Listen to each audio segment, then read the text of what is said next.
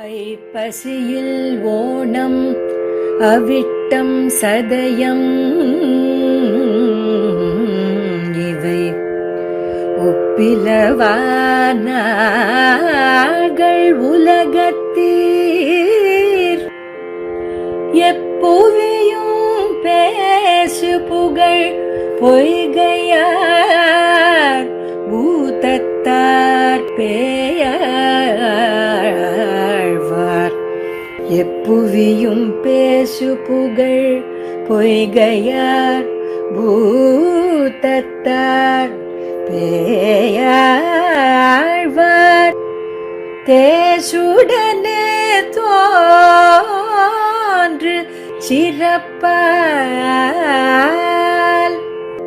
ஐப்பசியில் ஓணம் அவிட்டம் சதயமிவை ஒப்பிலவானார்கள் உலகத்தீர் எப்புவியும் பேசு புகழ் பொய்கையார் பூதத்தார் பேயாழ்வார் தேசுடனே தோன்று சிறப்பால்.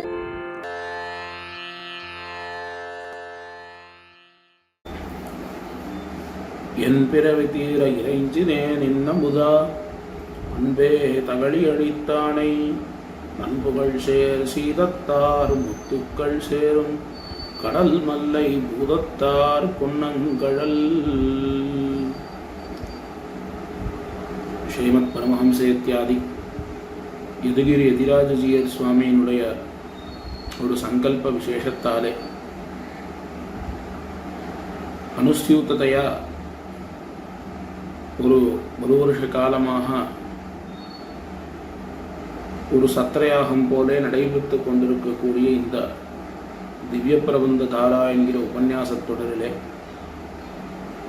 இன்றைய தினம் நாம் இயற்பாவிலே 2ஆம் திருவந்தாதியிலே பூதத்தாழ்வார் அருளிய 2ஆம் திருவந்தாதியிலே 21வது பாசுரம் தொடங்கி 30வது பாசுரம் வரைக்கும் விஷயங்களை அனுபவிக்க உள்ளோம்.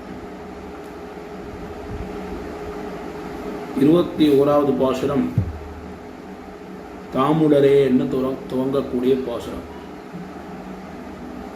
தாமுடரே தம்முள்ளமுள் உளதே தாமரையின் பூவுளதே ஏத்தும் பொழுதுண்டே வாமன் திருமருவு தாழ்மருவு சென்னியரே செவ்வே அருநரகம் சேருவதரிது என்ன அமைந்திருக்கிறது இந்த பாசுரம்.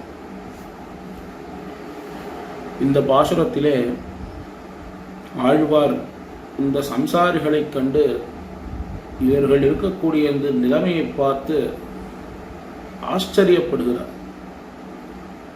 எப்படி ஆச்சரியப்படுகிறார் என்றால் எல்லா விதமான காரணங்களும் இவர்களுக்கு இருந்தேயும் எந்த விதமான குறை இல்லாமல் இருந்தாலும்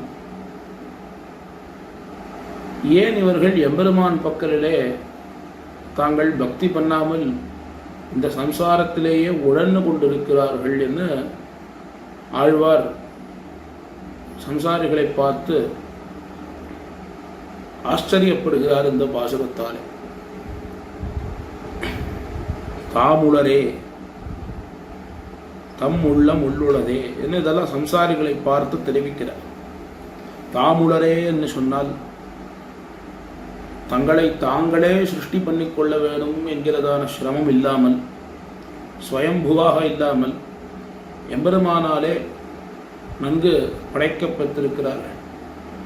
எல்லா விதமான கரண கலேபரங்களோடும் கூட எந்த விதமான துக்கம் இல்லாமல் இருக்கக்கூடிய ஒரு ஷரீரத்தை பெற்றிருக்கிறார்கள். தம் உள்ளம் உள்ளுள்ளதே எல்லோருக்கும் ஹிருதயமானது இருக்கு. ஹிருதயத்துக்கு என்ன ஒரு விசேஷம் என்னால் அந்த ஹிருதயத்திலே தான் எம்பெருமான் வசிக்கிறான் என்று உபனிஷத்துக்கள் சொல்லுறது. அப்படி அந்த ஹிருதய புண்டரீகமானது எம்பெருமானுடைய ஒரு வாசஸ்தானமாக இருக்கிறது. அப்பேற்பட்ட அந்த ஹிருதயம் எல்லோருக்கும் இருக்கிறது. இந்த ஹிருதயம்ங்கிறது இதுதான் நாம் இந்த விஷயத்தை செய்வதிலேயும் செய்யாமல் இருப்பதிலேயும் நமக்கு ஒரு சாதனமாக இருக்கிறது. ஒரு விஷயத்தை நமக்கு செய்ய தோணுகிறதுன்னு சொன்னால் அது இந்த ஹிருதயத்துக்கு ரொம்ப பிடிச்சதான விஷயமா இருந்தால் அவசியம் நாம் செய்கிறோம். இதுக்கு பிடிக்கலைன்னு சொன்னால் அந்த விஷயத்தை நாம் தொடுவதில்லை. எப்படி இருக்கிறது? அப்பேற்பட்ட அந்த ஹிருதயம் ஒவ்வொருத்தனுக்குள்ளேயும் இருக்கு. 10 பேருக்கு ஒரு ஹிருதயம் சேர்ந்த மாதிரி இல்லை. ஒவ்வொருத்தனுக்குள்ளேயும் தனித்தனியாக ஹிருதயமானது இருக்கு. அப்பேற்பட்ட அந்த இதயங்களையும் வைத்து அந்த ஹிருதயத்துக்குள்ளே இருக்கக்கூடிய எம்பெருமானை இவர்கள் உபாசிக்காமல் ஏதேதோ காரியங்கள் செய்து கொண்டிருக்கிறார்கள் என்று தெரிவிக்கிறார். தம்முள்ளம் உள்ளுள்ளதே. அத்தனை பேருக்கும் கரணகலேபரங்களுக்கு குறைவில்லை, ஹிருதயத்துக்கு குறைவில்லை.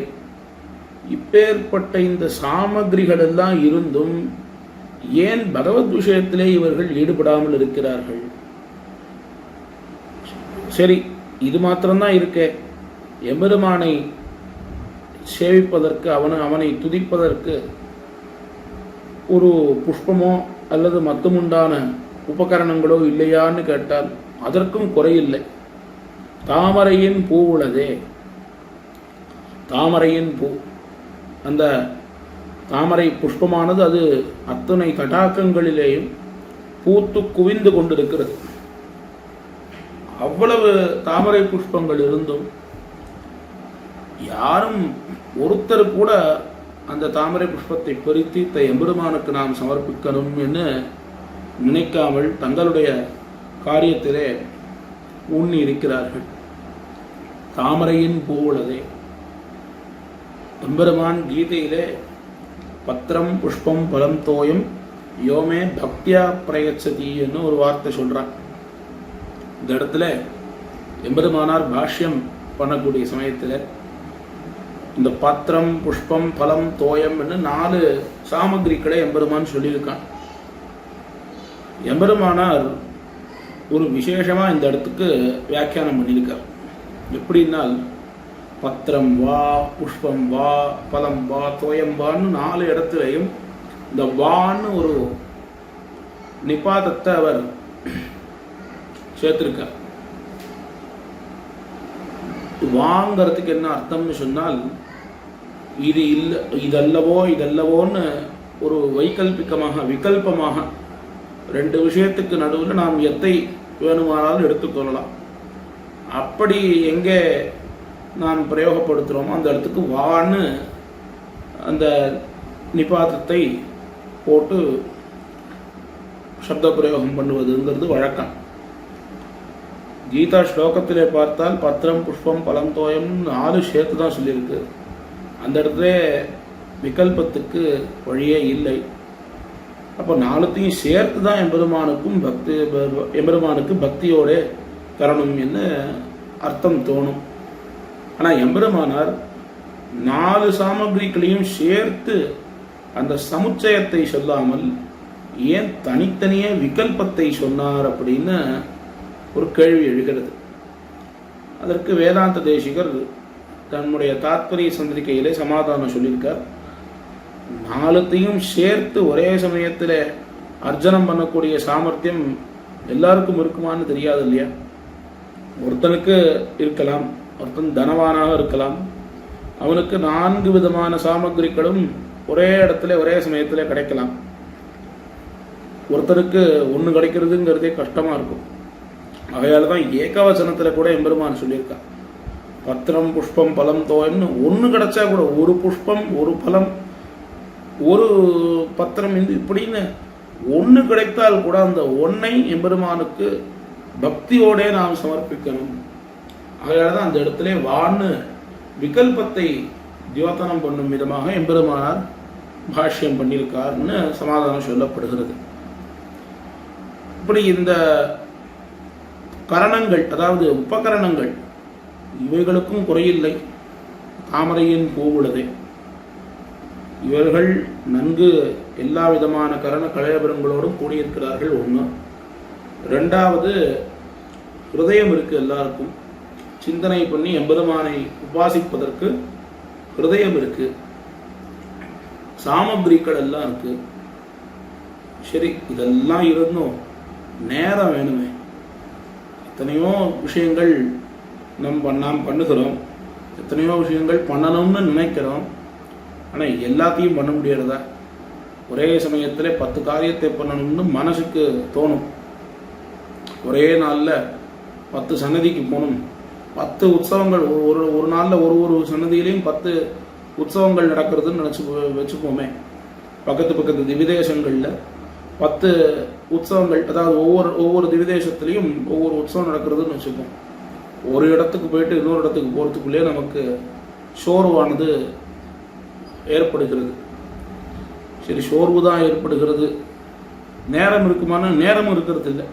ஏதோ அந்த குறிப்பிட்ட நேரம் கோயிலுக்கு போகிறதுன்னா ஒரு 1/2 மணி நேரம் போயிட்டு வந்துடணும். இப்படி நேரம் வேணும். இந்த காரியங்கள் எல்லாம், அதாவது இந்த சாமகிரிகள் இருந்தும் அத்தனை விதமான சௌகரியங்கள் இருந்தும் நேரம் இல்லைன்னு சொன்னால் எங்கே இதெல்லாம் பண்ணுறது?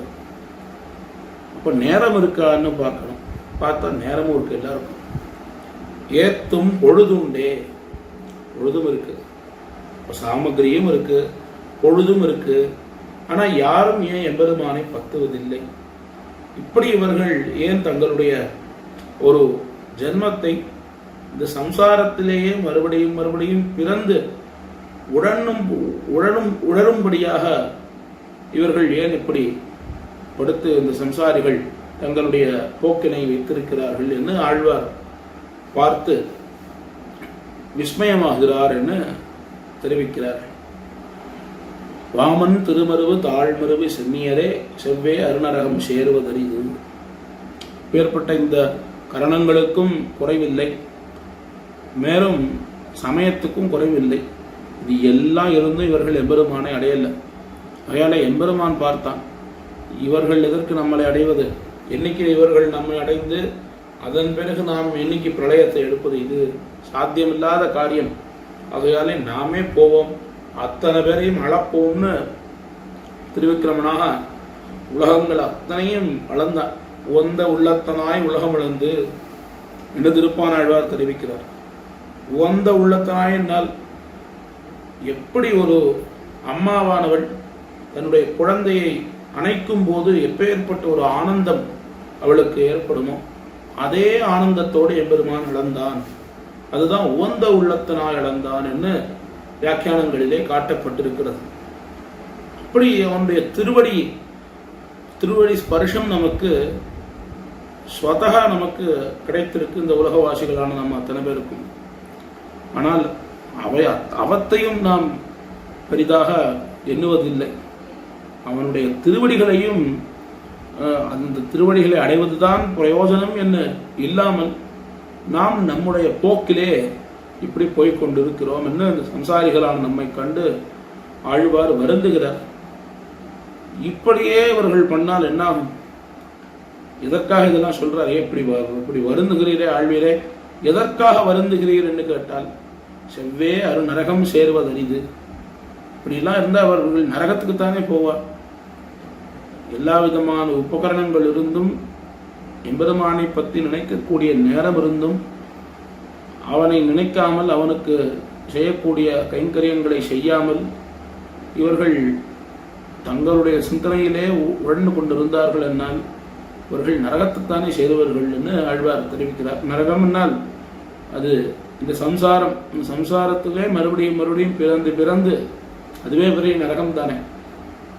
ஆகையாலே மறுபடியும் இந்த பிறப்புங்கிற அந்த வலையிலே இவர்கள் மூழ்கி போகிறார்களே என்ன ஆழ்வார் சம்சாரிகளை கண்டு இந்த பாசுரத்தாலே தம்முடைய ஒரு உபதேசம், அதாவது இவர்கள் ஏன் இப்படி இருக்கிறார்கள் என்று ஒரு வருந்தக்கூடிய ரீதியிலே இந்த பாசுரம் அமைந்திருக்கிறது. இந்த பாசுரத்தை போலே முதல் திருவந்தாதியிலேயும் ஒரு பாசுரம் அமைந்திருக்கு. நாவாயிலுண்டே நமோ நாரணாவென்னும் ஓவாதுரைக்கு முறையுண்டே மூவாத மாக்கதிக்கன் செல்லும் பயுண்டே இன்னொருவர் தீக்கதிக்கன் செல்லும் திறன் என்று பொய்யாழ்வார் முதல் திருவந்தாதியிலே தெரிவித்திருக்கார். எல்லா விதமான கரணங்களும் இருந்தும் எம்பெருமானுடைய திருநாமங்களை சொல்லாமல் இருந்ததுன்னு சொன்னால் தீக்கதிக்கன் செல்லும் திறம் என்று அவரும் தெரிவித்திருக்கிறார். அதே கருத்தை தான் பூதத்தாழ்வார் இப்பாசுரத்தாலே தெரிவிக்கிறார். ஆழ்வார்களோ பேசித்தே பேசும் ஏக கண்டர்கள். ஆகையாலே ஒருவர் சொன்ன அதே அர்த்தத்தை அத்தனை ஆழ்வார்களும் எப்படியோ ஒரு ரூபேன எல்லோரும் ஒரே விஷயத்தை சொல்லக்கூடியவர்கள். பாசுரங்களுடைய அதாவது பதங்கள் மாறும், ஆனால் எல்லாருடைய தாற்பயமும் ஒன்றுதான். ஒரே தாற்பயத்தை கொண்டவர்களாக ஆகிறபடியாலே அவர்கள் முன்னாடி இருந்த ஆழ்வார்கள் என்ன விஷயத்தை தெரிவித்தார்களோ அதே விஷயத்தை அடுத்தடுத்த ஆழ்வார்களும் தெரிவிக்கிறார்கள் என்ன ஒரு விசேஷமானது காட்டப்படுகிறது. இப்படி கீழ்ப்பாசுரத்தாலே எம்பெருமானை நினைக்காமல் அவனுடைய சிந்தனையே இல்லாமல் இந்த சம்சாரிகள் தங்களுடைய ஒரு பொழுதை போக்குகிறார்களே என்று வருந்தி, அதற்கு அடுத்த பாசுரத்திலே இவர்கள் தங்களுடைய ஸ்வப்பிரவருத்தியை, அதாவது இவர்களுடைய முயற்சியாலே தான் எம்பெருமானை அடைய முடியும் என்று நினைத்தார்களே, ஆனால் அது சாத்தியம் அல்ல. எம்பெருமான் அவனாக நினைத்து அவனே வந்து இவர்களை பெற்றான் என்று இருந்தால்தான் இவர்களாலே அவனை அடைய முடியும் என்ன இந்த பாசுரத்தாலே தெரிவிக்கிறார். அரியதடிதாகும் ஆத்தலால் மாத்தி பெருக முயல்வாரை பெற்றால் கரியதோர் வெண்கோட்டு மால் யானை வெண்ணி முடித்தன்னே தன்கோட்டு மாமலரால் தாழ்ந்து. அதாவது எம்பெருமான் சர்வசக்தன், அவனுடைய சக்தியை கொண்டு நமக்காக எல்லா விதமான காரியங்களையும் தன்னுடைய காரியம் போல அவன் உற்சாகத்தோடு செய்து கொண்டிருக்கிறான் என்ன அவனுடைய அந்த பிரவೃತ್ತಿ நமக்கு காணப்படுகிறது. இதை பார்த்து அவனுடைய இந்த பிரவೃತ್ತಿக்கு எது தடையா இருக்குன்னு சொன்னா நம்முடைய பிரவೃತ್ತಿ தடையா இருக்கு. நம்முடைய பிரவೃತ್ತಿ என்ன, நாம் சாதனங்களை அனுஷ்டித்து அதாவது அவனை அடைவதற்கு நாம் முயன்றோம் என்று சொன்னால் அது அவன் நம்மை அடைவதற்கு தடையாக இருக்கிறது என்று தெரிவிக்கிறார். இப்படி எங்கேயாவது காணப்பட்டிருக்கிறதா? அதாவது நம்முடைய ஒரு பிரவೃತ್ತಿயை நாம் பண்ணாமல் அவன் நம்மை எப்பொழுது பெறுகிறானோ அப்பொழுது நமக்கு பலன் கிடைக்கட்டும் என்று எங்கேயாவது காணப்பட்டிருக்கிறதா என்னால் அதற்கு உதாரணமாக கஜேந்திர ஆழ்வானுடைய சரித்திரத்தை சொல்லுகிறார். கஜேந்திர ஆழ்வான் எம்பெருமானுக்கு இந்த புஷ்ப கைங்கரியம் பண்ணணும்னு அந்த சரசிலே இருந்த தாமரை மலர்களை எடுத்தார். அப்படி இருக்கக்கூடிய சமயத்திலே ஒரு முதலையானது அவருடைய காலை நன்கு கவ்விக்கொண்டது. தன்னாலே முடிந்த வரையில் எப்படியாவது அந்த முதலையினுடைய பிடியிலிருந்து அகப்படணும் என்று முயற்சி செய்தார். கிட்டத்தட்ட 1000 வருஷம் போராடினார் என்று புராணங்களிலே காணப்படுகிறது. பல வருஷங்கள் போராடியும் அந்த முதலையினுடைய பிடியிலிருந்து விடுபட முடியல. கடைசியா கூப்பிட்டார், நாராயணாவோ மணிவண்ணா நாகனையாய் வாராய் என் நாருடரணிக்காய் கூப்பிட்டார். கூப்பிட்ட உடனே எம்பெருமான் எப்படான்னு காத்துட்டு இருந்தான். அதாவது கஜேந்திரன் துன்பப்படுகிறார், தம்முடைய ஒரு பக்தன் அவர் துன்பப்படுகிறார். அந்த முதலையினுடைய வாயிலே அகப்பட்டது, அவருடைய கால் அகப்பட்டதுங்கிறத பார்த்து எம்பெருமான் அப்படியே பார்த்து கொண்டிருந்தான். தன்னுடைய முயற்சியாலே இவன் தன்னை காப்பாற்றிக் கொள்ள முடியும், ரட்சித்துக் கொள்ள முடியும் என்று நினைக்கிறானே, இவன் எவ்வளவு காலம் போராடுறான்னு பார்த்து கொண்டிருந்தான். கடைசி அதாவது பார்த்து கொண்டே இருந்தான். கடைசியிலே கஜேந்திர ஆழ்வானாலே முடியல. ஒரு கட்டத்திலே எம்பெருமானுடைய திருநாமத்தை கூப்பிட்டான். நாராயணா ஓமணிவண்ணா நாகனையா ஆதி மூலமேன்னு அழைத்தார். உடனே எம்பெருமான் புறப்பட்டு வந்தார். அதையால் தான் ஆதி மூலமே அழைத்தார். ஆதி மூலமேன்னு சொன்னால் எல்லாத்துக்கும் முழுமுதற் காரணமானவன். முழுமுதற் காரணமானவன் எம்பெருமான் தான். அவன் அந்த கஜேந்திர ஆழ்வானை வந்து சம்ரட்சித்தான் என்று சரித்திரம் காணப்படுகிறது. அப்போ அவர் காண்பித்த ஒரு நிஷ்டையானது நம்முடைய ஒரு முயற்சியாலே நாம் எம்பெருமானை அடைவது என்பது அந்த எண்ணம் நமக்கு இருக்கக்கூடாது. நாம் பண்ணக்கூடிய பிரபத்தியினாலே தான் நாம் எம்பெருமானை அடைகிறோம், அதுதான் நமக்கு பலனை தருகிறது என்கிற எண்ணத்தோடு நாம் இருத்தலாகாது என்று தெரிவிக்கிறார். எப்போ கஜேந்திரன் கூப்பிட்டானோ, வாராய் என் ஆருட நினைக்காய்ன்னு எப்போ கூப்பிட்டானோ, எம்பெருமான் ஓடும் புள்ளேரி என்கிற கிரமத்திலே வந்தான். ஓடும் புல். கருடாழ்வானை எப்பொழுதும் கருடாழ்வான் சித்தமா இருப்பார், பெரிய திருவடி சித்தமா இருப்பார். அவரை எடுத்துக்கொண்டு எம்பெருமான் தன்னுடைய கையிலே மடக்கி கொண்டு வேகமா ஓடிக்கொண்டு வந்தான்.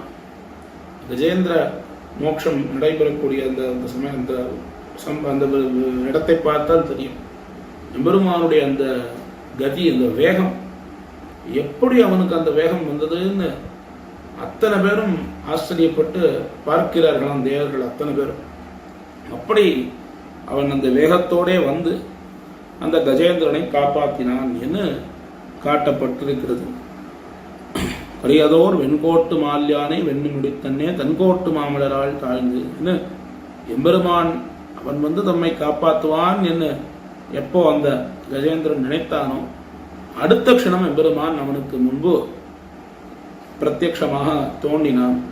அதுபோல நாமும் நாம் பண்ணக்கூடிய அந்த பிரபத்தி தான் நமக்கு பலத்தை தருகிறது என்னோல் அது அல்லது மத்தும் உண்டான விஷயங்கள் எம்பெருமானை அடைவதற்கு நம்முடைய முயற்சி தான் நமக்கு காரணம் என்று நினைத்தோம்னு சொன்னால் அது நிறைவேறாது.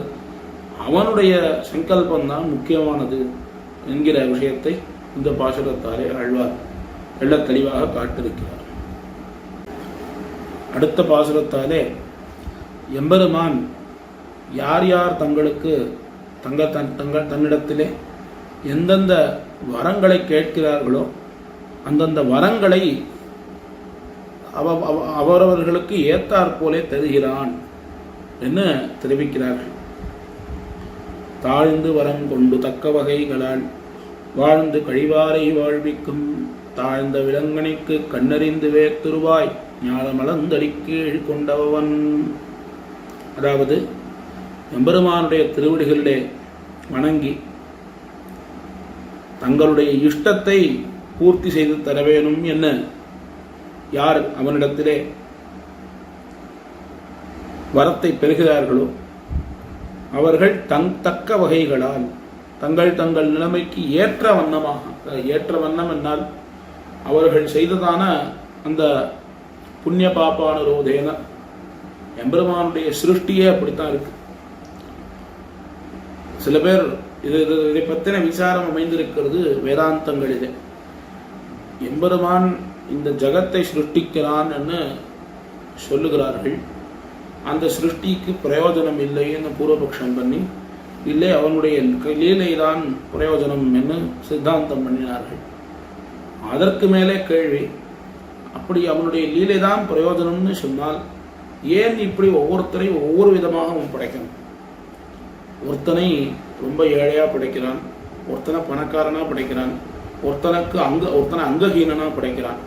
இப்பேற்பட்ட படைப்பு ஏன் இருக்கணும்னா அவரவர்களுடைய வைஷமிய நைர்கண்யத்தை கொண்டு எம்பெருமானுடைய அந்த படைப்பானது அமைந்திருக்கிறது. அதாவது அவரவர்கள் முன்னாடி ஜென்மங்களிலே பண்ண கர்மானுரோதேன எப்பேற்பட்ட காரியங்களை அவர்கள் செய்தார்களோ அதற்கு ஏற்ற மாறிய ஒரு ஜென்மாவை எம்பெருமான் அடுத்த ஜென்மத்திலே படைக்கிறான் என்று காட்டப்பட்டிருக்கிறது. ஆகையாலே தக்க வகைகளால் அவரவர்களுக்கு ஏற்றாற் போலே அந்த பலத்தை தருகிறான். ரொம்ப பாபமா இருக்கான், ஒரு பாப்பியா இருக்கான் ஒருத்தன், அவனுக்கு பலம் கிடைக்கிறதே அப்படின்னு நமக்கு சந்தேகம் வரும். லோகத்திலே நாம் பார்க்கிறோம், ரொம்ப நல்லவனா இருக்கிறவன் ரொம்ப ஏழையா இருப்பான், அவனுக்கு எந்த விதமான ஒரு செல்வம் செல்வ செழிப்பு எதுவும் இருக்காது. ஆனால் ரொம்ப கெட்டவனாக இருக்கிறவன், எல்லா விதமான தீய காரியங்களையும் செய்யக்கூடியவன், நல்லா சுகமாக இருப்பான். இது எப்படி அவனுக்கு கிடைக்கிறது? அப்போ நமக்கு சந்தேகம் வரும், எம்பெருமான் ஏன் இப்படி எல்லாரையும் படைக்கிறான் என்று சந்தேகம் வரும். அதுக்கு எப்படி நாம் அர்த்தம் கொள்ளணும்னு சொன்னார், இந்த ஜென்மத்திலே அவன் புண்ணியசாலியா இல்லைன்னு சொன்னாலும் ஜென்மாந்தரத்திலே அவன் பண்ணின புண்ணியம் அவனுக்கு இந்த ஜென்மத்திலே பிரதிபலிக்கிறது. போன ஜென்மத்திலே நிறைய புண்ணியம் செய்திருப்பான், பல நன்மைகள் அவன் அனுஷ்டித்திருப்பான், பல நன்மைகளை. ஆகையாலே அவனுக்கு இந்த ஜென்மத்திலே அதற்குண்டான ஒரு பலத்தை அனுபவிக்கிறான். அவன் போன ஜென்மத்திலே ஒருவன் ரொம்ப பாபம் பண்ணியிருப்பான், ஆனால் அந்த ஜென்மத்தில் சுகமாக இருந்திருப்பான். அதற்குண்டான ஒரு பலனை அடுத்த ஜென்மத்திலே அனுபவிக்கிறான். இப்படி இது மாற்றி மாற்றி சுழன்று கொண்டே தான் இருக்கிறது. ஆகையால இந்த சுழற்சிங்கிறது நீங்கணும்னு சொன்னால் புண்ணியமும் நமக்கு இருக்கக்கூடாது, பாப்பமும் இருக்கக்கூடாது. அப்படி ரெண்டும் இல்லாமல் இருந்தாதான் மோட்சம் என்று இப்படி இருக்கிறது மோட்சத்தினுடைய ஒரு ஸ்திதி. மோட்சம் அடைவதற்குண்டான ஸ்திதி இப்படி இருக்கு. ஆகையாலே எம்பெருமான் தக்க வகைகளால், அதாவது யார் யார் தன்னிடத்திலே எப்படிப்பட்ட பலத்தை ஆசிக்கிறார்களோ தக்க வகைகளால் அவன் அனுகிரகிக்கிறான். கேட்கிறான்னு சொல்ல அப்படியே தரதில்லை.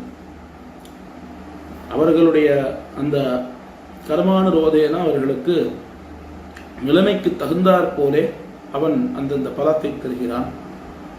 அப்படி அந்த பலத்தை அவர்கள் எந்த பலத்தை எதிர்பார்க்கிறார்களோ, அதாவது தாழ்ந்த பலமாக இருந்தாலும் சரி, உயர்ந்த பலனாக இருந்தாலும் சரி, ஐஸ்வர்யமோ கைவல்யமோ இல்லை பகவத் பிராப்தியோ எதுவாக இருந்தாலும் அந்த பலத்தை கொண்டு அவர்கள் மேன்மேலும் ஒரு சுகத்தை அனுபவிக்கிறார்கள். இப்பேற்பட்ட இவர்களை வாழ்விக்கக்கூடிய எம்பெருமான் என்ன செய்திருக்கிறான் என்று அவனுடைய சரித்திரங்கள் கொண்டாடப்படுகிறது. தாழ்ந்த விலங்கணிக்கு கண்ணெறிந்து வேத்துருவாய் ஞானம் அலந்தரிக்கீழ் கொண்டவன். கிருஷ்ணாவதாரம் ராமாவதாரம் இது ரெண்டுத்தையும் ஆழ்வார்கள் பல இடங்களிலே ஒரு சேர்த்து அனுபவிப்பார்கள். கிருஷ்ணனுக்கும் வாமனனுக்கும் இருக்கக்கூடிய பல சாமியங்களை ஆழ்வார்களும் ஆச்சாரியர்களும் ஆங்காங்கே காட்டியிருக்கிறார்கள். விலங்கணிக்கு கண்ணறிந்து வேத்துரு, விலங்கணிக்கு கண்ணறிந்து, இது கிருஷ்ணாவதாரத்தை சொல்லக்கூடிய ஒரு வார்த்தையாக அமைந்திருக்கிறது. தாழ்ந்த விலங்கணிக்கு கண்ணறிந்து, அதாவது அந்த விழாமரத்தினுடைய கனியிலே ஒரு அசுரன் இந்த விழாமரத்தினுடைய கனி போலே தன்னுடைய உருவத்தை எடுத்துக்கொண்டான். இன்னொருவன் கண்ணுக்குட்டியை போல வந்தான்.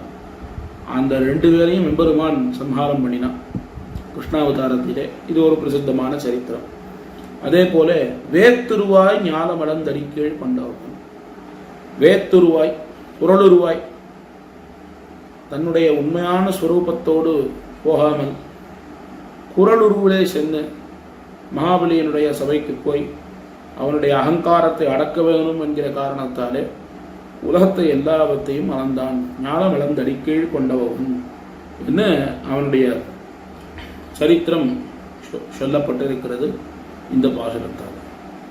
இப்படி இதுவரைக்கும் எம்பெருமானுடைய இந்த குணங்கள், அதாவது யார் தன்னை ஆசிரியிக்கிறார்களோ அவர்கள் கூப்பிட்ட மாத்திரத்திலே அவன் உடனே வந்து விடுகிறான் இன்னும் கஜேந்திர ஆழ்வானுடைய சரித்திரத்தை அனுசந்தித்து, அதே போல அவனிடத்திலே யார் யார் எந்த வரங்களை கேட்கிறார்களோ அவர்களுடைய கர்மாவுக்கு ஏற்றாற் போல அவன் அந்த வரங்களை தருகிறான் என்று சொல்லி இந்த பாசுரத்தாலே இந்த கர்மாவை தருகிறான், இந்த கர்மாவுக்கு ஏற்றாற் போல பலத்தை தருகிறான், கூப்பிட்ட உடனே வருகிறான், இதெல்லாம் அவன் தானே அவசியம் பண்ணியாகணும். ஏன்னா இந்த உலகத்தை எல்லாம் படைக்கக்கூடியவன் அவன் தான். தன்னுடைய லீலைக்காக படைக்கிறான்னு சொல்லியாச்சு. அப்போ இந்த லீலைக்காக படைத்தாலும் இதிலேருந்து வரக்கூடிய அத்தனை விதமான நன்மை தீமைகள் எல்லாவற்றையும் நிர்வகிக்கக்கூடியவன் அவன் தானே. ஆகையாலே இது ஒன்றும் ரொம்ப சுவாரஸ்யம் இல்லை. அதாவது அவன் இதெல்லாம் பண்ணுகிறபடியாலே அவனுக்கு ஒரு மேன்மை என்ன கிடையாது.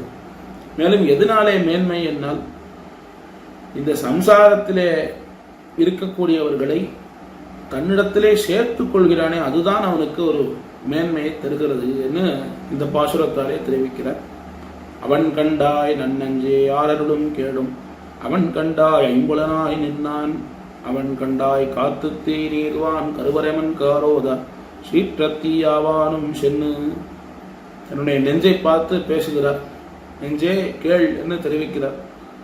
ஆர் அருளும் கேடும், அதாவது ஆர் அருள் என்னால் மோட்சம், எம்பெருமானுடைய ஒரு பரிபூர்ண கிருபையாலே நமக்கு கிடைக்கக்கூடிய அந்த மோட்சமும் நிகிரகத்தாலே கிடைக்கக்கூடிய இந்த சம்சாரம், இந்த ரெண்டுத்துக்கும் நிர்வாகக்கன் அவன்தான். அதே போல ஐம்புலன், இந்த பஞ்ச இந்திரியங்கள், கண்டு கேட்டு உட்டு மோந்து உண்டுடலும் ஐங்கருவி கண்டையின் என்ன இந்த 5 இந்திரியங்கள். அதே போல காற்று தீ நீர்வான் என்ன பஞ்சபூதங்கள். இந்த பஞ்சபூதங்கள் எல்லாவற்றையும் படைத்தவன் அவன்தான். இந்த பஞ்சபூதங்களாக நிற்கக்கூடியவனே அவன்தான். இந்திரியங்களாக இருக்கக்கூடியவனும் அவன்தான். அவைகளை படைத்ததும் அவன்தான். அதே போல பிரளய காலத்தில் ஏதாவது சம்ஹாரம் பண்ணக்கூடியவனும் அவன்தான். அதாவது அவனுடைய சிருஷ்டி ஸ்திதி சம்ஹாரம் இந்த 3த்தையும் பண்ணக்கூடியவன் எம்பெருமான் ஸ்ரீமன் நாராயணன் தான் என்று தெரிவிக்கிறார். அவன் கண்டாய் காத்து தீ நீர்வான் கருவறை மண் காரோத சீற்றத்தீ ஆவானும் சென்னு. எந்த பஞ்சபூதங்களை அவன் படித்தானோ அதே பஞ்சபூதங்களை கொண்டு சீற்றத்தை ஏற்படுத்துகிறான் சம்ஹாரம் பண்ணக்கூடிய காலத்திலே. சரி, இது சொல்றதாலே என்ன விஷயம் சொல்ல வருகிறார் என்னால், இப்பேற்பட்ட அந்த எம்பெருமான் தான் கீதையிலே தெரிவித்தான். மாமேவ ஏ பிரபத்யந்தே மாயாமேதாம் தரந்திதே என்று தெரிவித்தான். இவனை இப்பேற்பட்ட இந்த சம்சாரத்தை கடந்து அவனை நாம் அடைய வேணும் என்னால் அவனை நாம் பத்த வேணும் என்று அவன் தெரிவித்தான். ஆகையாலே இப்பேற்பட்ட இந்த மாயாமயமான சம்சாரத்திலிருந்து நம்மை கடத்தி கொண்டு, அதாவது நம்மை நாம் நீந்துகிறோம் என்னால் நம்மை அழைத்து கொண்டு செல்லக்கூடியவன் எம்பெருமான் தான் என்று இந்த பாசுரத்தாலே ஆழ்வார் தெரிவிக்கிறார்.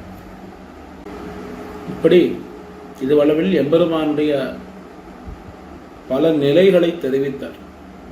அதாவது அதாவது சிருஷ்டி ஸ்திதி சம்ஹார முதலான காரியங்களை செய்யக்கூடிய ஒரு நிலை, பரவாசுதேவனாக இருக்கக்கூடிய நிலை, அதே போல அவதாரங்கள், இதெல்லாம் தெரிவித்தார். இந்த பாசுரத்திலே திவ்ய தேசங்களை கொண்டாடுகிறார். அதுவும் திவ்ய தேசங்களுக்குள்ளே பிரதானமாக இருக்கக்கூடிய திருவேங்கடம். இந்த திருவேங்கடத்தினுடைய வர்ணனை முதலாழ்வார்களாலே பல பாசுரங்களாலே கொண்டாடப்பட்டிருக்கிறது. ஆகையாலே இந்த திருவேங்கடத்தினுடைய ஒரு விசேஷத்தை தெரிவிக்கக்கூடிய பாசுரமாக இந்த பாசுரம் அமைந்திருக்கிறது. அதாவது இந்த திருவேங்கடமுடையான் யார் என்னால் அவன்தான் இந்த ராவணனை இந்த லங்காபுரிக்கு போய் அவனோட சண்டை செய்து யுத்தம் பண்ணி ஜெயித்த ராமன் என்று தெரிவிக்கிறார். சென்னதிலங்கமேல் செவ்வேதம் செய்தத்தால் பொன்னதி ராவணனை கூறுங்காள் நின்னதுவும் வேயோங்கு தன்சாரல் வேங்கடமே விண்ண வருதம் வாயோங்கு தொல்புகழான் வந்து. எம்பெருமான் இந்த ராவணனை சம்ஹாரம் பண்ணினான். அவனோடே போய் யுத்தம் பண்ணி அவனை கொன்னான் என்று ஸ்ரீராமாவதாரத்திலே ஸ்ரீராமாயணத்திலே காணப்படுகிறது. இவன் ஏன் அவதரித்து வந்து ராவணனை சம்ஹாரம் பண்ணணும் என்ன ஒரு கேள்வி. அவன் சங்கல்பம் பண்ணாலே போருமே. பஸ்மீ பவத்து ராவணஹான்னு சங்கல்பம் பண்ணால் போரும். அப்படி சங்கல்பம் பண்ணாலே ராவணன் அடுத்த க்ஷணம் அழிந்திருப்பான். பிரம்மாதி தேவர்களுக்கும் அவர்களுடைய காரியம் அடையப்பட்டிருக்கும். ஏன்னா அவர்களெல்லாம் எம்பெருமானிடத்திலே போய் நின்னார்கள். போய் நின்று ராவணனுடைய ஒரு கொடுமைகளை சொல்லி இவன் பண்ணக்கூடிய இந்த அட்டூழியம் இது தாங்கல்ல, பிரம்மதேவர் அவன் கேட்கிறான்கிறதான என்ன கேட்கிறாங்கிறத பார்க்காமல் அவனுக்கு வரம் கொடுத்துட்டார்.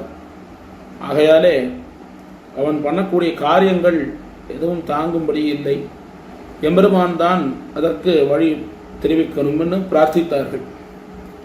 எம்பெருமானிடத்திலே போலாமான்னு பிரார்த்தித்தார்கள். அவனே முன்னே போய் வலிய போய் அவர்களுக்கு நான் போய் தசரதனுடைய புத்திரனாக பிறக்கிறேன்னு அவர்களுக்கு அனுகிரகம் பண்ணினான். ஏன் அப்படி பிறக்கணும், அந்த அவதாரத்துக்கு என்ன நோக்கம் என்ன, அவனுடைய சங்கல்பமே அதுக்கு நோக்கம் என்று தெரிவிக்கிறார்கள்.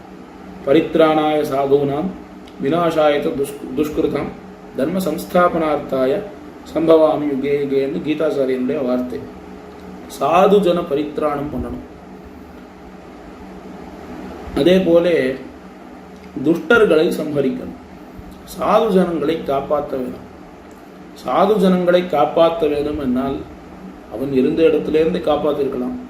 ஆனாலும் அவர்கள் அத்தனை பேருக்கும் தன்னுடைய ஒரு அந்த திவ்யமங்கல விக்கிரகத்தை, அதாவது தன்னுடைய திருமேனி அழகை அத்தனை பேரும் அனுபவிக்கும்படி பண்ண வேண்டும் என்கிற காரணத்தால் தான் இந்த சௌந்தரிய சௌகுமாரிய லாவண்யங்களை அத்தனை பேரும் அந்த காலத்திலே இருந்தவர்கள் அனுபவிக்க வேண்டும் என்கிற காரணத்தாலே தான் எம்பெருமான் சக்கரவர்த்தி திருமணமாக திருவதரித்தான் என்று காட்டப்பட்டிருக்கிறது. ஆகையாலே அவர்களோடு அவனுடைய முக்கியமான காரணம் சாதுஜன பரித்ராணம். அந்த காரணத்துக்காகத்தான் அவன் இந்த ஸ்ரீராமாவதாரத்தை எடுத்தான். அப்படி எடுத்து ராவணனை சம்ஹாரம் பண்ணினான்.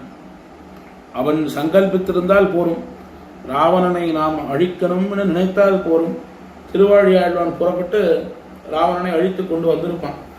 ஆனால் அவன் அப்படி பண்ணாமல் இப்படி தானே அவதரித்ததற்குண்டான காரணம் அத்தனை பேரும் தன்னுடைய திருமேனி அழகை அனுபவிக்க வேண்டும் என்கிற ஒரே காரணம்தான். அப்பேற்பட்ட அந்த திருமேனி அழகனை நாம் இன்னளவும் இந்த திருவேங்கடத்திலே சேவிக்கலாம். திருவேங்கடம் நின்னதும் வேயோங்கு தன்சாரல் வேங்கடமே என்று தெரிவிக்கிறார். அதாவது மூங்கில்கள், இந்த மூங்கில்கள் ஓங்கி வளர்ந்திருக்கக்கூடிய இந்த திருவேங்கடம், அதே போல குளிர்ந்த சாரல்களோடு கூடிய இந்த திருவேங்கடம். அந்த திருவேங்கடத்திலே நின்று கொண்டிருக்கக்கூடிய எம்பெருமான் யாரு என்னால் சாக்ஷாத் சக்கரவர்த்தி திருமகனான ராமபிரான் தான் இந்த திருவேங்கடத்திலே நமக்கு சேவை சாதித்துக் கொண்டிருக்கிறான் என்று இந்த பாசுரத்தாலே திருவேங்கடமுடையானுடைய ஒரு வர்ணனை ஆழ்வாராலே செய்யப்பட்டிருக்கிறது.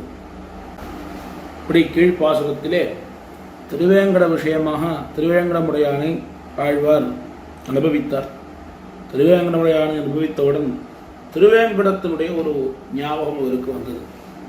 சரி, இந்த திருவேங்கட மலையையும் நாம் இந்த பாசுரத்தாலே அனுபவிப்போம் என்று அடுத்த பாசுரம். அந்தித்தவனை வழிநின்னவைம்பூதம் 5 மகத்தடக்கிய அருவமாய் இந்தி படியமலரு வேலையான் பண்டமலர்க்கு இந்த படியமலரு வாழும் பதி.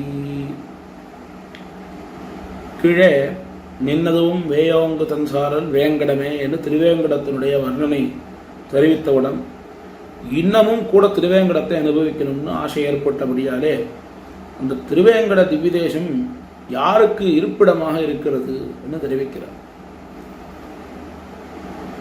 அங்கே நித்தியவாசமாக கொண்டிருக்கக்கூடிய ஸ்ரீ வைஷ்ணவர்கள், அவர்களுக்கு இந்த திருவேங்கடம் ஒரு வாழுமிடமாக அமைந்திருக்கிறதுங்கிறது ஒரு அதிசயம் இல்லை. நித்தியசூரிகளும் கூட இங்கே அவர்களை எம்பெருமானை துதிக்கிறார்கள், அவனுக்கு கைங்கரியம் பண்ணுகிறார்கள் என்று காட்டுகிறார். மற்ற ஆழ்வார்களும் கூட மந்திபாய் வடவேங்கடமாமலை வானவர்கள் சந்தி செய்ய நான் என்ன திருப்பானாழ்வாரும் சுமந்து மாமலர் நீர் சுடர் தூபம் கொண்டு அமர்ந்து வானவர் கோனிடும் என்று நம்மாழ்வாரும் தெரிவித்திருக்கிறார்கள். ஆகையாலே இந்த திருவேங்கடமானது அங்கே இருக்கக்கூடியவர்களுக்கு மாத்திரம் ஒரு அனுபவிக்கக்கூடிய ஒரு ஸ்தலமாக இல்லாமல் வானவர்களுக்கும், அதாவது தேவர்களுக்கும் நித்தியசூரிகளுக்கும் கூட இந்த திருவேங்கடம் ஒரு புகலிடமாக இருக்கிறது. ஏன்னா தேவர்கள் தேவர்கள் க்ஷீராப்தியிலே எம்பெருமானை சேவிக்கக்கூடியவர்கள். அவர்களுக்கு பரமபதத்துக்கு போவதற்கு அனுமதி இல்லை. வந்தித்தவனை வடிநின்ன வைம்பூதம் 5 மகத்தடக்கி ஆர்வமாய் என்ன எம்பெருமானை அவர்கள் அத்தனை பேரும் போட்டி போட்டுக்கொண்டு வந்து ஒருவர் தள்ளிக்கொண்டு நான் தான் எம்பெருமானை முதல்ல சேவிப்பேன், நான் தான் சேவிப்பேன், அத்தனை பேரும் தள்ளிக்கொண்டு அந்த திருப்பார்கடலிலே எம்பெருமானை சின்ன சேவிக்கக்கூடியவர்கள் தேவர்கள்.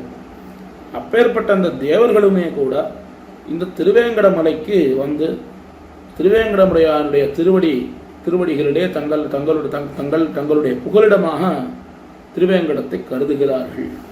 அப்பேற்பட்ட இந்த திருவேங்கடம் எம்பெருமானுக்கு அந்த கைங்கரியங்கள் செய்யக்கூடிய ஒரு ஸ்ரீவைஷ்ணவர்கள், அதாவது எம்பெருமானுக்கு ஒழிவில் காலமெல்லாம் உடனாய் மன்னியன் அப்படி கைங்கரியம் பண்ணக்கூடிய ஸ்ரீவைஷ்ணவர்கள் சமிருத்தியாக எழுந்தருளி இருக்கக்கூடிய ஒரு திவ்யதேசமாக இந்த திருவேங்கடம் அமைந்திருக்கிறது என்று இந்த பாசுரத்தாலே ஆழ்வார் திருவேங்கடத்தினுடைய வைபவத்தை தெரிவிக்கிறார்.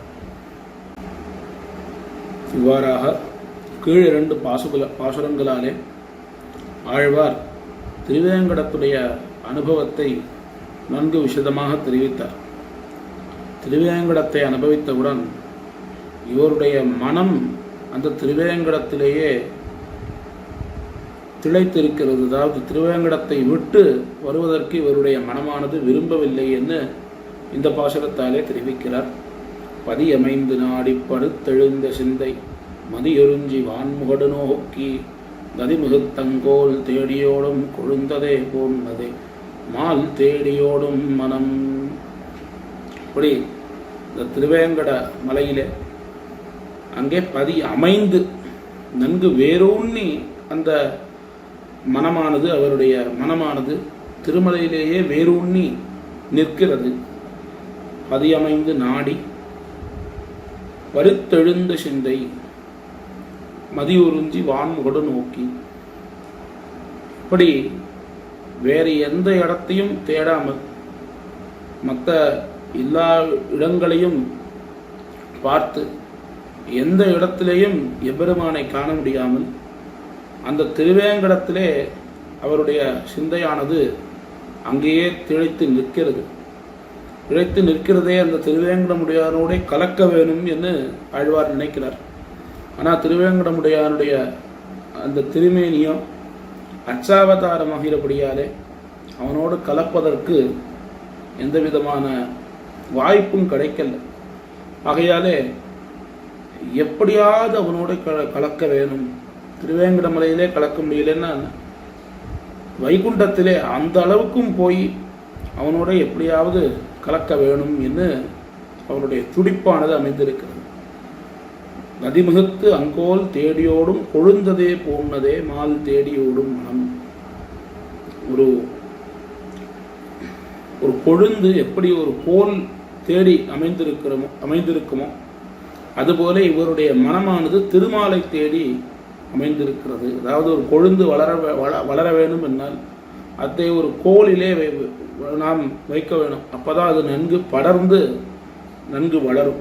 அதுபோல ஆழ்வாரை அவர் ஜீவிக்க வேணும், ஆழ்வார் ஜீவிக்க வேணும் என்னால் அவரை எம்பெருமானோட சேர்க்க வேணும் என அவருடைய மனமானது எம்பெருமானை தேடிக்கொண்டு அலைகிறது என்று இந்த பாசுரத்தாலே தெரிவிக்கிறார். அடுத்த பாசுரத்திலே இப்பேற்பட்ட இந்த மனத்திலே எப்பேற்பட்ட எம்பெருமான் அமைந்திருக்கிறான், அவனுடைய சொரூபம் என்ன என்பதை தெரிவிக்கிறார்.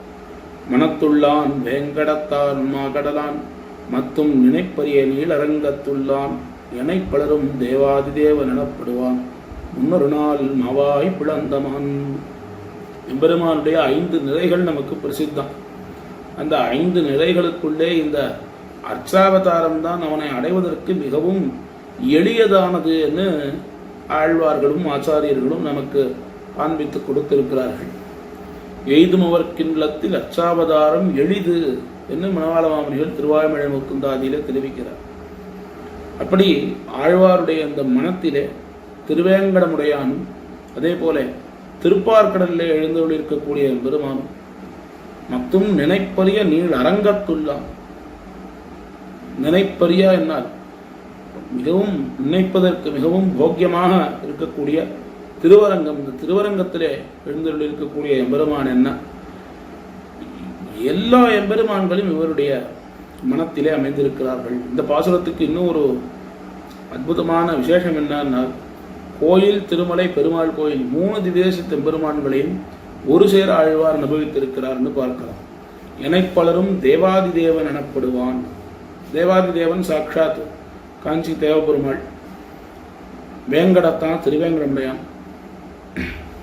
மற்றும் நினைப்பரிய நீல் அரங்கத்துள்ளான் என்ன திருவரங்கநாதன் என்ன, இப்படி கோயில், திருமலை, பெருமாள் கோயில் ஆகிய இந்த 3 திவ்யதேசங்களுமே கூட இந்த பாசுரத்தாலே ஆழ்வாராலே கொண்டாடப்பட்டிருக்கிறது.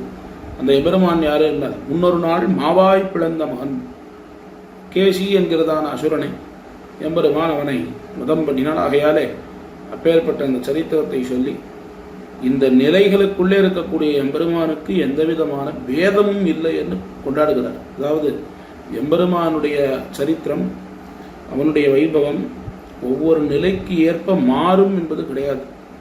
ஒரே விதமான சரித்திரம்தான் எல்லா நிலைகளிலேயும் இருக்கக்கூடிய எம்பெருமானுக்கு.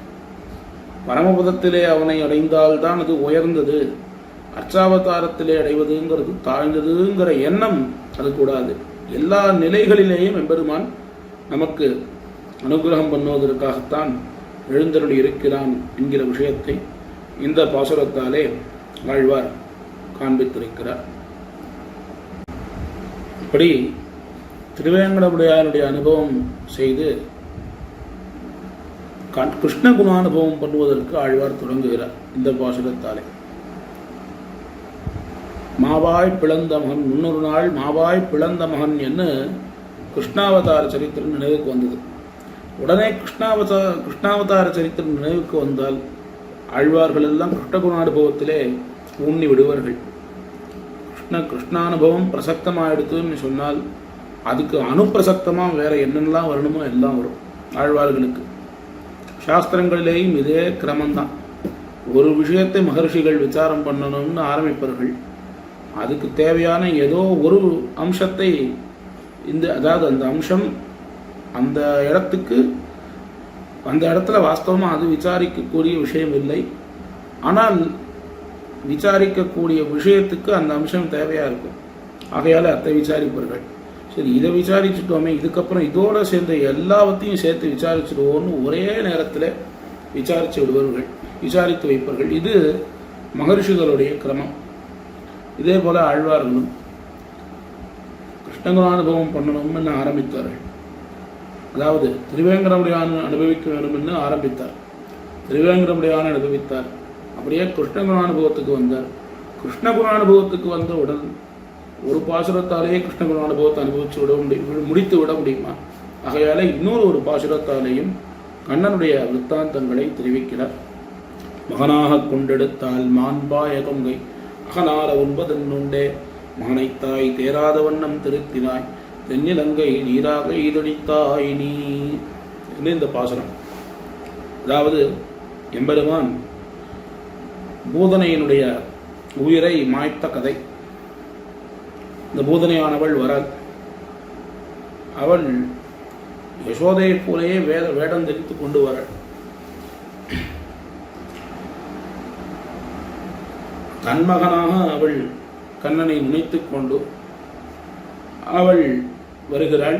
யசோதையை போல வேடம் தெரித்துக் கொண்டு வருகிறாள். அத்தனை பேரும் அங்கே ஸ்தம்பித்து போனார்கள். இவள் யார்? யசோதை போலேயே இருக்காளே, அவளை காட்டிலும் ரொம்ப தேஜஸ்வியா இருக்காளே, இவள் தான் உண்மையான யசோதையான்னு எல்லாருக்கும் சந்தேகம். மற்ற பேருக்கு சந்தேகம் இருந்தால் போறாது, யசோதைக்கே சந்தேகம். என்ன இவள் நம்மளை காட்டிலும் ரொம்ப அழகா இருக்காளே, ஒருவேளை இவள் தான் உண்மையான யசோதையும் அவளுக்கே சந்தேகம் ஏற்படும்படி அந்த பூதனை அவளுடைய வேடத்தை தரித்து கொண்டு வந்தாள். வந்தவள் நேரடியாக கண்ணனை எடுத்தாள். கண்ணனை கேட்டாள். இவளும் யசோதையும் கண்ணனை கொடுத்துட்டாள். கொடுத்தவள் அவள் அப்படியே அந்த மயக்கத்திலே இருக்காள். விடன நம்ம விட ரொம்ப அழகா இருக்காளே அப்படிங்கிற ஒரு மயக்கத்திலே யசோதை இருக்காள். அவள் அந்த ஒரு க்ஷணம் கண்ணனை வாங்கி கொண்டு அவனுக்கு பால் தருகிறாள். பால் தந்தால் கண்ணனும் யசோதையின் இடத்துல எப்படி பால் பருகுவானோ அதே போல பருகுகிறான். ஒரு கட்டத்திலே அவளுடைய பிராணனையும் சுவைக்க துவங்கி விட்டான். அவளுடைய பிராணனையும் உரியறான். அவளாலே வலி பொறுக்க முடியல. வலி பொறுக்க முடியாமல் அவள் கதறுகிறாள், அலறுகிறாள். அந்த அலறலை கேட்டு அத்தனை பேரும் வந்து பார்க்கிறார்கள். வந்து பார்த்தால் அவள் அப்பேற்பட்ட ஒரு தன்னுடைய உண்மையான ஒரு ரூபத்தை அவள் எடுத்து கீழே மாண்டு போய் விழுந்தால் அந்த பூதனை. இந்த சரித்திரத்தை பார்த்தவுடன் யசோதைக்கு ஒரு நம்பகத்தன்மையே இல்லை கண்ணனிடத்திலே. இவனை சின்ன குழந்தைன்னு நாம் நம்பக்கூடாது. இவன் பண்ணக்கூடிய காரியங்கள் எல்லாம் ஒன்னொன்னும் விசித்திரமாக இருக்கு. இவனுடைய வயதுக்கு இந்த காரியங்கள் எல்லாம் பொருந்தாத காரியங்களாக இருக்கு. வயதுக்குங்கிறது ஒன்றும், இவன் விரும்பின மனுஷன் தானே, மனிதனாலே இப்பேற்பட்ட காரியங்கள் எல்லாம் செய்ய முடியுமா? அப்போ இவன் சாமானியமானவன் இல்லை என்று அந்த யசோதையுமே கண்ணனை ரொம்ப கண்காணித்து கொண்டே இருக்கிறார். அப்பேற்பட்ட அந்த சரித்திரத்தை அனுசந்திக்கிறார். மகனாக கொண்டெடுத்தாள் மாண்பாய கொண்டு அகனார 9 உண்டு மகனைத்தாய் தேராத வண்ணம் திருத்தினாய். இப்படி யசோதையினிடத்திலே தன்னுடைய உண்மையான சுரூபத்தை எம்பெருமான் காண்பித்து அவளுக்கு உய்வை தந்தான். அவள் உய்யும்படி பண்ணினான்.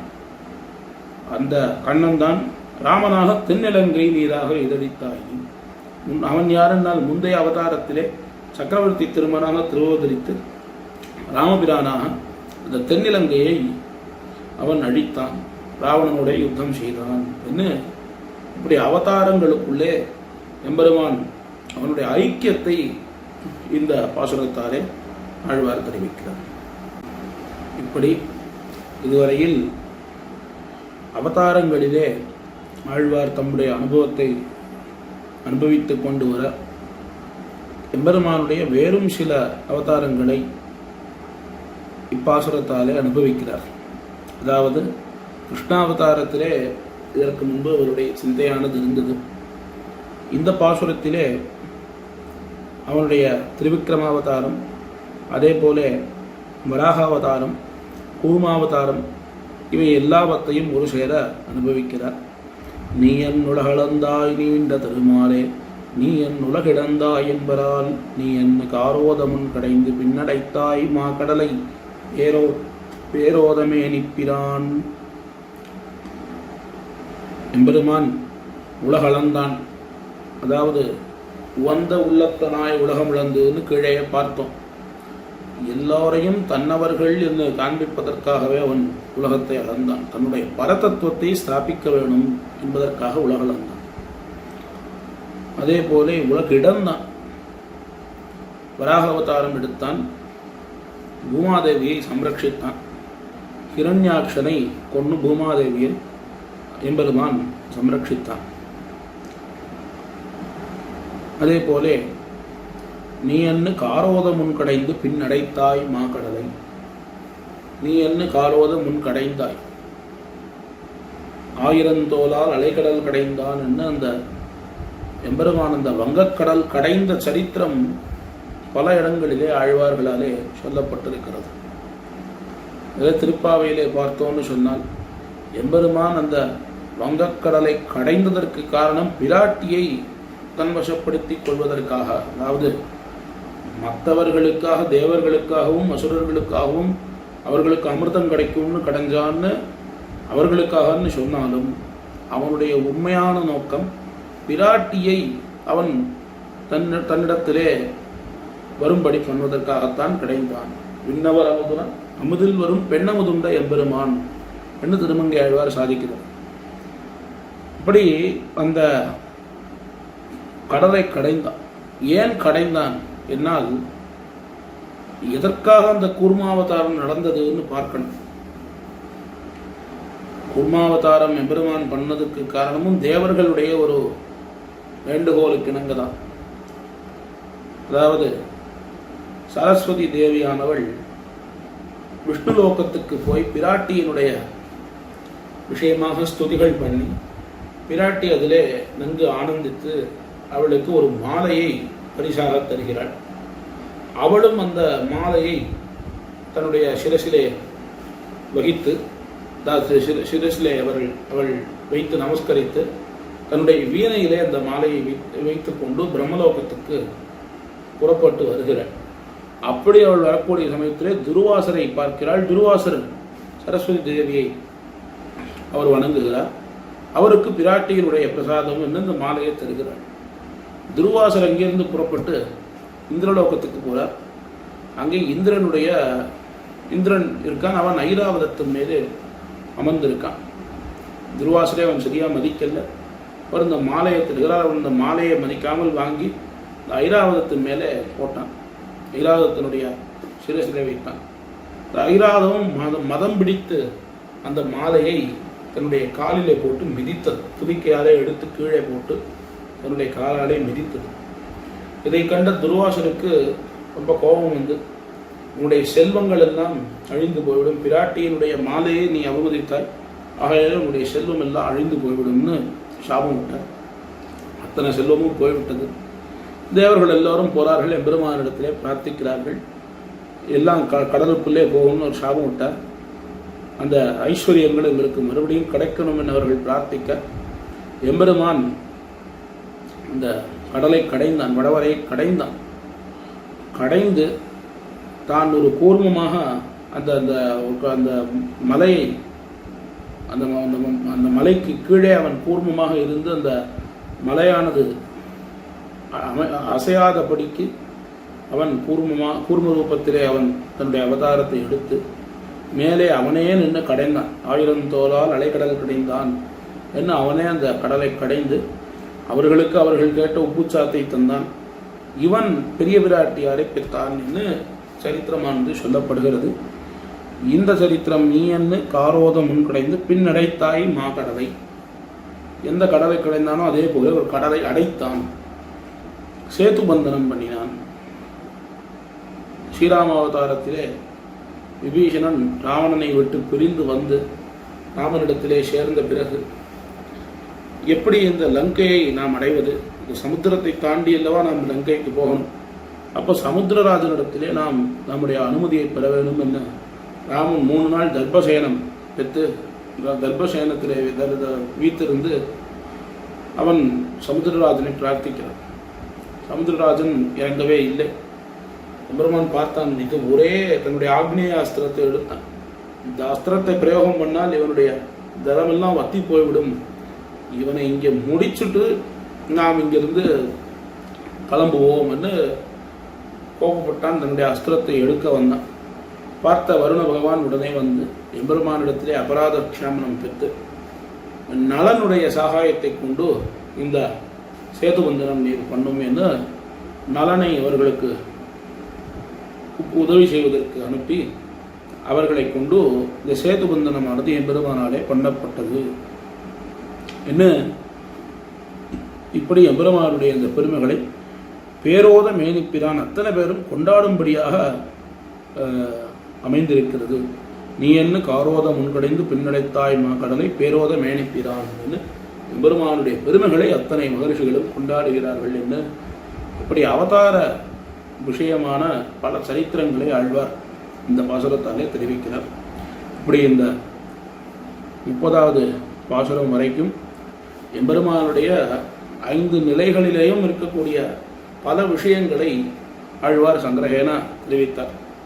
அதாவது அர்ச்சாவதாரத்தினுடைய ஏத்தம், அதிலே அதே போல விபவாவதாரங்களுடைய பெருமை என்ன, இப்படி எம்பெருமானுடைய 5 நிலைகளையும் ஆழ்வார் இந்த 10 பாசுரங்களாலே அனுபவித்திருக்கிறார். இப்பேற்பட்ட இந்த பாசுரங்களுடைய விஷயத்தை அடியனுக்கு தெரிந்த மொழியிலே அடியனுக்கு தெரிந்த அளவிலே கூறினேன். அவசியம் குத்தமர்கள் இருக்கக்கூடும், அவத்தை பெரியோர்கள் திருத்தி பணிகொள்ள வேண்டும் என்று பிரார்த்தித்து அமைகிறேன். ஸ்ரீமத்தியே விஷ்ணுசித்தாரிய மனோநந்தன ஹேதவே நந்தநந்தன சுந்தரியை கோதாயை நித்யமங்கலம். ஸ்ரீமதே ரம்யஜாமா திருமேந்திராய மகாத்மனே ஸ்ரீரங்கவாசினே பூயாத் நித்யஸ்ரீர் நித்யமங்கலம். பற்பமென திகழ் பைங்கழலும் தன் பல்லவமே விரலும். பற்பமென திகழ் பைங்கழலும் தன் பல்லவமே விரலும். பாவனமாகிய பைந்துவராடை பதிந்த மருங்கழகோ. பாவனமாகிய பைந்துவராடை பதிந்த மருங்கழகும் முப்புரி நூலோடு முன்கையில் ஏந்திய முக்கோல் தன்னழகும் எப்பொழுதும் யதிராசன் வடிவழகு என் இதயத்துள்ளதால் இல்லை எனக்கெதிர் இல்லை எனக்கெதிர் இல்லை எனக்கெதிரே இல்லை எனக்கெதிர் இல்லை எனக்கெதிர் இல்லை எனக்கெதிரே இல்லை எனக்கெதிரே இல்லை எனக்கெதிரே இல்லை எனக்கெதிரே